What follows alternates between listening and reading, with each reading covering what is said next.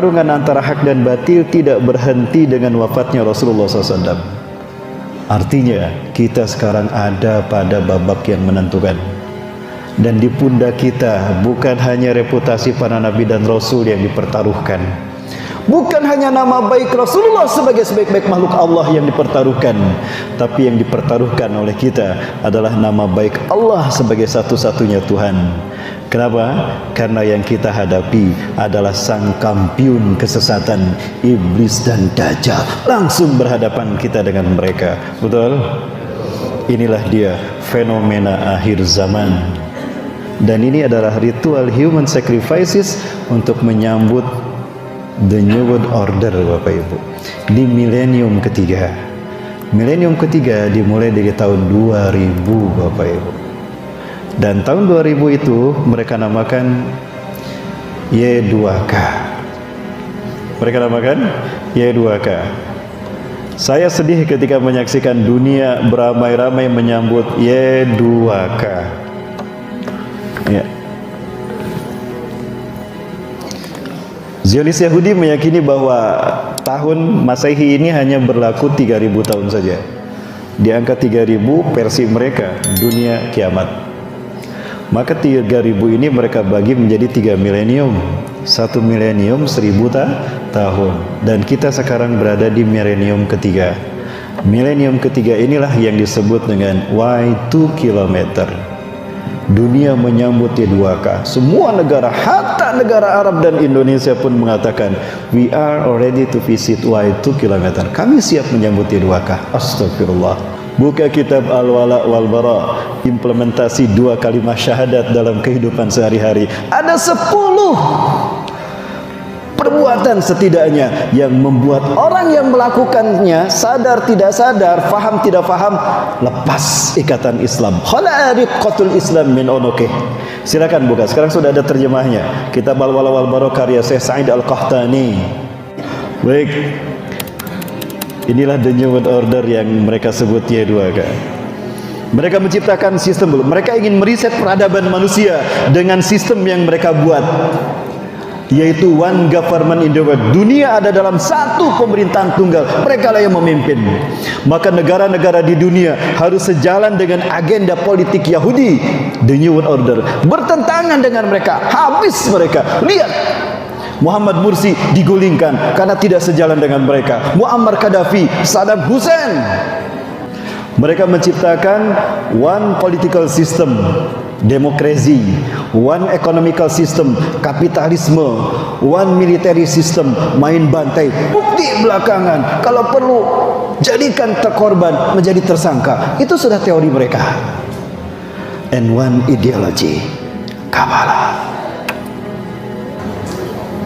La tataba'una sanana man qablakum shibran bi shibrin zira'an bi zira'in. Sungguh kalian akan mengikuti sunnah orang-orang sebelum kalian, sejengkal demi sejengkal, sehasta demi sehasta. Tidak terasa murtad kita.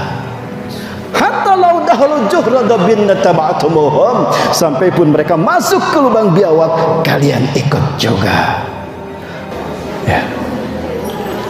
Dan tidak sadar doktrin Illuminati dan Zionisme untuk memurtadkan generasi muda dimasukkan pada akhirnya. Dibikin suka dulu dengan artis yang ganteng, cakep supaya menjadi idola. Maka apapun yang diberikan dan dilakukan, diucapkannya menjadi trendsetter bagi mereka. Sehingga itu pun dikeketi. Nauzubillah. Kata siapa Allah diam saja atas kezaliman makhluk di muka bumi? Tidak. Allah menyatakan dalam Al-Quran. Tadi saya baca ayatnya, surat Ibrahim, a'udzubillahi minasyaitonirrajim, ayat 42. Wala tahsabanna, dan sungguh jangan kamu mengira Allahu ghafilan, Allah lalai, Allah lengah, amma ya'malu zalimun, atas apa yang dilakukan orang-orang zalim. Allah tidak akan diam saja atas kezaliman orang yang zalim di muka bumi ini, siapapun, termasuk pemimpin bangsa ini. Innama yuakhiruhum liyaumin tashkhasu fihi al-absar. Sesungguhnya mereka sedang ditangguhkan sampai saat di mana mata mereka terbelalak ketika lahir keputusan Allah. Contoh Bapak Ibu, Raisu Wazara'i Gujarat Hindi yaqulu inni attaqi'u as-samma diddul Islam. Ya. Ketua Parlemen Gujarat India mengatakan, aku akan mencabut racun Islam dari dunia ini, karena Islam ini racun dan akan aku cabut sampai ke akar-akarnya. Enggak boleh ada Islam, akan aku binasakan Islam dari bumi. Maka apa yang terjadi? Tsumma atahu sahmun minallahi ta'ala, kemudian datanglah sebuah panah menancap dirinya dari Allah yang Maha Tinggi, liyaqbida ruhahu, untuk mencabut ruhnya, fi gomadatin ainin, seketika, dalam sekejap mata. Ketika dia mengatakan, aku akan mencabut Islam karena Islam ini racun peradaban manusia, akan aku cabut sampai ke akar-akarnya, langsung panah Allah ditusukkan ke hatinya, Allah cabut nyawanya seketika itu juga. Itu Bapak Ibu, berani menghina Islam. Ingat akhir zaman Allah bayar kontan yang mereka yang memang langsung menotok kepada kehormatan Allah dan Rasul. Ya Bapak Ibu, maka tidak ada kata main-main di dalam akidah, di dalam syariat Bapak Ibu. Dan Rasulullah SAW mengatakan bahwa nyawa seorang muslim itu lebih berharga pada dunia dan seisinya. Qatlul mu'mini a'zamu inallah min zawali dunya. Membunuh nyawa seorang mukmin itu lebih besar dosanya dan keburukannya ketimbang menghancurkan bumi dan segala isinya. Lupakan mereka, Allah balas dengan azab yang dahsyat luar biasa. Ini azab yang Allah berikan pada mereka. Inilah azab yang kemudian kata Allah, innama yu'akhiruhum liyaumin tashkhasu bihil absar. Dibiarkan mereka oleh Allah sampai saat di mana mata mereka terbelalak dengan sentuhan azab Allah Azza wa Jalla. Bapak Ibu, semua nabi dan rasul diutus untuk menyampaikan tauhid.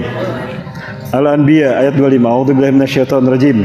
Wa ma arsalna min qablika min rasulin illa nuhi ilaihi annahu la ilaha illa ana fa'budun.